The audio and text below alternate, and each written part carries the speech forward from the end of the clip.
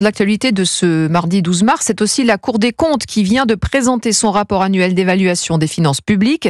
Quelques jours après le plan d'économie de 30 milliards d'euros annoncé par Bruno Le Maire, il n'empêche Barthélémy Philippe, le premier président de la Cour, Pierre Moscovici, critique vertement la gestion budgétaire de l'exécutif. Oui, le message de Pierre Moscovici est clair. Tous les voyants sont au rouge pour les finances publiques. Une dette publique à 110%, nous sommes sur le podium derrière la Grèce et l'Italie. Notre niveau de dépenses publiques est également le plus élevé de la zone euro. Notre déficit est un des plus élevés de la zone euro. Et donc il faut vraiment maintenant faire un effort sérieux.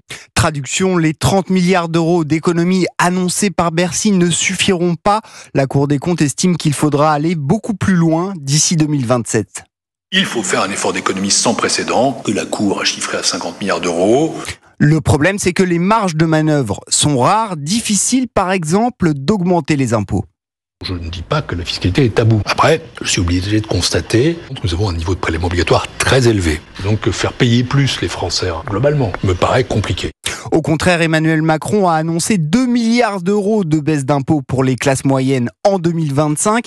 Si elle est tenue, cette promesse doit être financée, alerte déjà Pierre Moscovici, au risque d'alimenter encore et toujours la spirale du déficit. Barthélémy Philippe du service économie d'Europe 1.